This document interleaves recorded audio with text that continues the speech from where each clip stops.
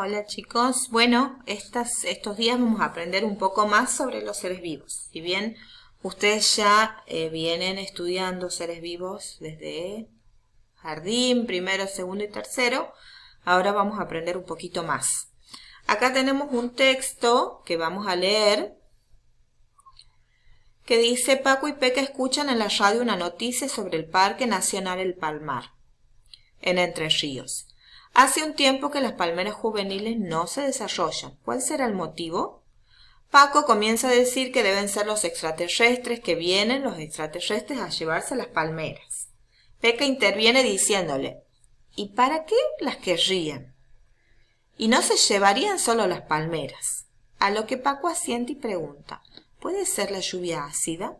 En la escuela me enseñaron algo de eso y me dijeron que el ácido quema y se ven palmeras quemadas, aunque haya baja temperatura.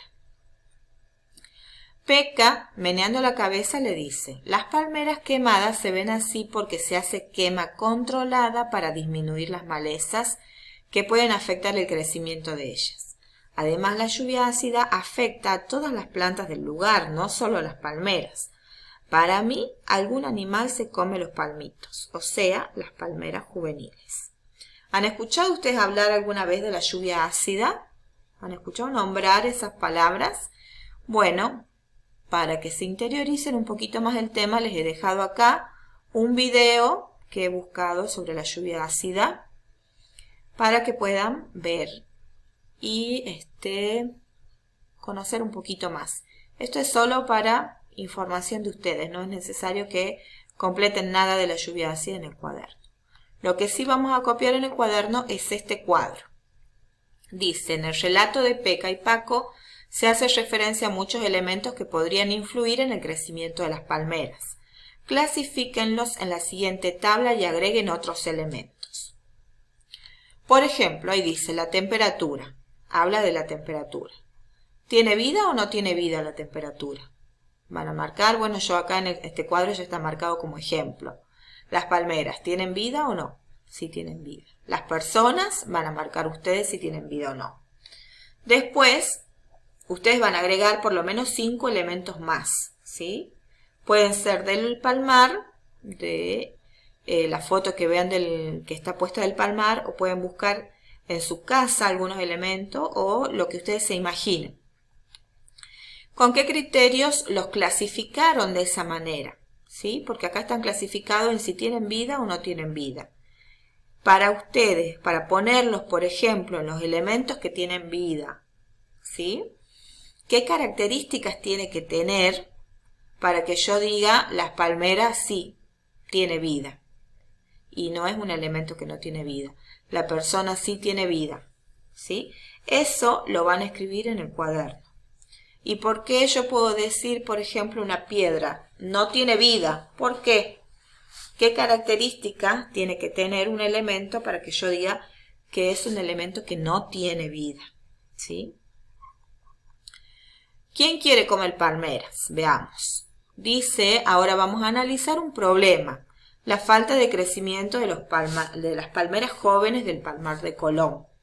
Vamos a ver que es un problema complejo porque intervienen múltiples factores, ¿sí? No es que vienen los extraterrestres y se roban las palmeras. Para organizar estos factores que influyen en un ecosistema es bueno organizarlos y clasificarlos en factores biológicos, que están relacionados con los seres vivos, y factores abióticos, que son los que no están relacionados con los seres vivos. Los factores biológicos, acuérdense que bio es vida, biológicos o bióticos son todos los que se relacionan con los seres vivos. Por ejemplo, un factor biológico sería un animal, un sapo, un árbol, una planta, ¿sí? Y los factores abióticos son los que no están relacionados con los seres vivos, por ejemplo, la temperatura, ¿sí? Los factores, en este caso, podrían ser otros animales que se comen a las plantas jóvenes. Los abióticos podrían ser factores físicos como la variación de la temperatura o los químicos como la lluvia ácida.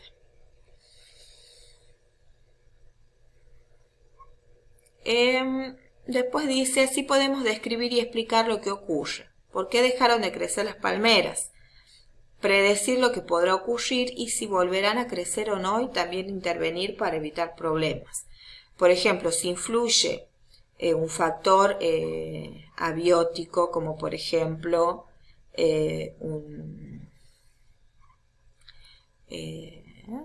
puede ser la temperatura en un momento determinado, que haya un aumento muy alto de temperatura. Si después la temperatura del lugar se normaliza, pueden volver a crecer las palmeras. Podría ser, por ejemplo, una posible explicación nuestra. ¿Cómo se caracterizan los seres vivos en un ecosistema? Los seres vivos son aquellos que pueden reproducirse, por lo tanto, nacen o germinan, nacen los animales y germinan las plantas, y se desarrollan y mueren. Pero en este tiempo tienen que mantener su organismo en funcionamiento. ¿Sí? Eso es muy importante. Para ello necesitan energía que toman de los alimentos y que procesan, y ello se denomina metabolismo y lo necesitan constantemente y en equilibrio. ¿Sí? No solo los seres vivos nacen, crecen, se reproducen y mueren, también intercambian energía con el medio. ¿Sí? Y ese intercambio de energía debe estar en equilibrio. ¿Por qué? Las personas, por ejemplo, necesitamos alimentarnos para poder mantenernos saludables y sobrevivir. Necesitamos tomar agua, necesitamos comer frutas, verduras, carnes. ¿Qué pasa si yo empiezo a comer en exceso, como en exceso grasas, azúcares en exceso? Voy a empezar a engordar, puedo enfermarme de obesidad y eso me va a traer otros tipos de enfermedades. Entonces ahí yo ya no tengo un equilibrio constante. También todos los organismos estamos rodeados por otros elementos inertes y otros seres vivos, a los que llamamos medio, y para sobrevivir en él se necesita responder estímulos. Nosotros, aunque vivamos acá en la ciudad, tenemos nuestro propio medio, ¿sí? Vivimos con elementos inertes y con otros seres vivos. Tenemos a nuestra familia, tenemos otras personas que viven en el barrio, en la comunidad, tenemos plantas, que son seres vivos, tenemos animales, que pueden ser mascotas, tenemos insectos, ¿sí? Y también elementos inertes como la temperatura. Y necesitamos responder estímulos. Acá da un ejemplo de un depredador que cuando siente hambre y ve una presa, va a cazarla. Y la presa también responde al estímulo que cuando ve al depredador, para salvar su vida, ¿qué es lo que hace? Huye.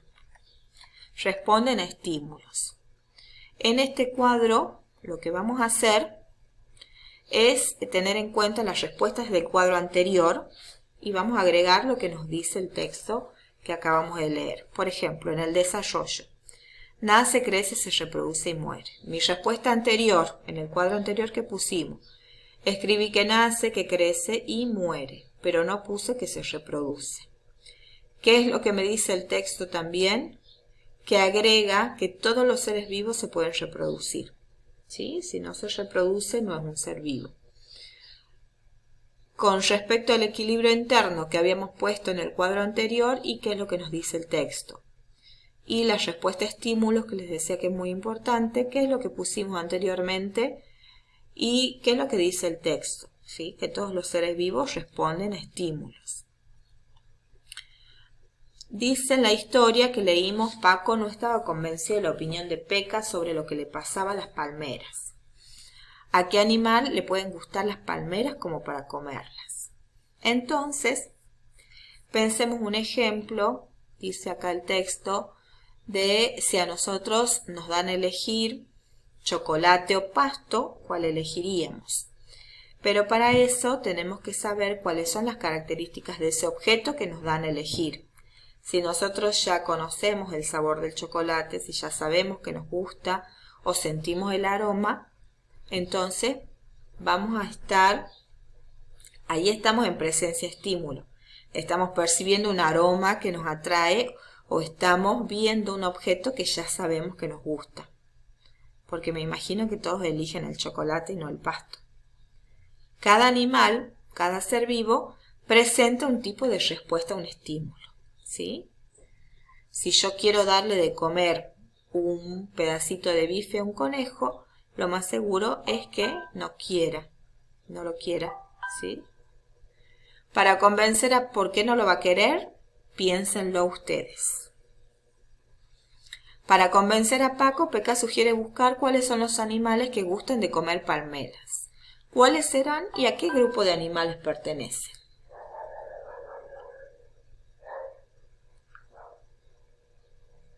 Bien, Paco, ya cansado de pensar por hoy, comenta: Peca, ¿sabías que a mí me dicen ácido?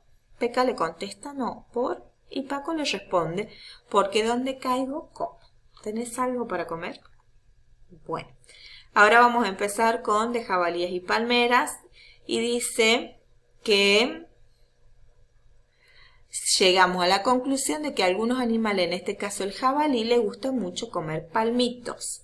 ¿Podría ser el jabalí el responsable de que las palmeras no se desarrollen en el Parque Nacional El Palmar? Entonces nos dice: por ello debemos saber qué tipo de animal es el jabalí, cómo se alimenta, de qué se alimenta, cómo se desarrolla, para poder explicar su comportamiento y luego poder controlarlo y que no haga más daño en el parque.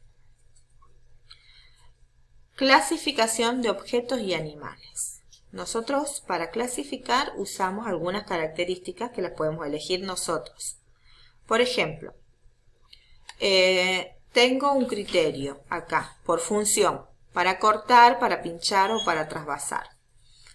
Los grupos cuchillos, tenedores y cucharas.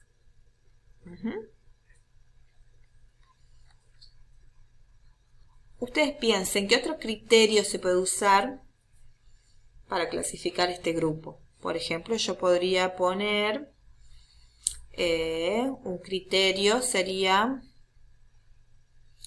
para merendar. ¿Qué utilizo para merendar?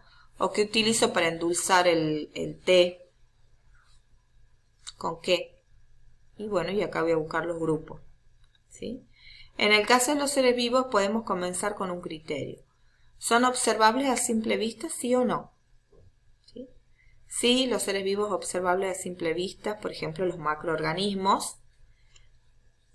Y no, seres vivos no observables a simple vista, por ejemplo, los microorganismos. ¿Cuáles son los microorganismos? Son aquellos tan pequeñitos que no se los puede ver a simple vista con el ojo humano, como los virus, las bacterias, ¿sí? ¿Poseen movilidad propia? Ese es otro tipo de clasificación. ¿Sí o no? Las plantas poseen movilidad propia. Los animales realizan fotosíntesis. ¿Qué ser vivo realiza fotosíntesis? Eso es para completar esta información. Yo les busqué acá un videito sobre la fotosíntesis. Sí lo tienen que ver. Es importante que lo vean para que puedan entender qué es la fotosíntesis y qué es lo que vamos a hacer con este video en la carpeta. Van a ver el video y van a registrar lo más importante en la carpeta. Es que para qué les sirve a la planta la fotosíntesis. Vean bien eso. ¿Y qué necesita la planta para poder realizar la fotosíntesis? Esas dos cosas son los más importantes que tienen que prestar atención en el video. Acá tenemos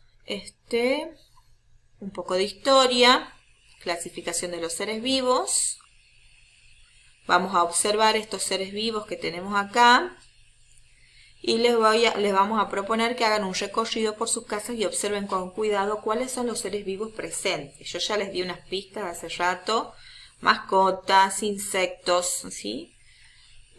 Plantas, y los clasifiquen o agrupen según su propio criterio. Registren en su carpeta o cuaderno de ciencia. Ustedes van a armar un cuadro y van a poner, por ejemplo, un perro. ¿Y cómo lo van a clasificar? Pueden clasificarlo como mascota, como animal que se desplaza, como, no sé, no se me ocurren muchas cosas más. Piensen. Y esto lo van a copiar en la carpeta ¿sí? Y van a buscar información, pueden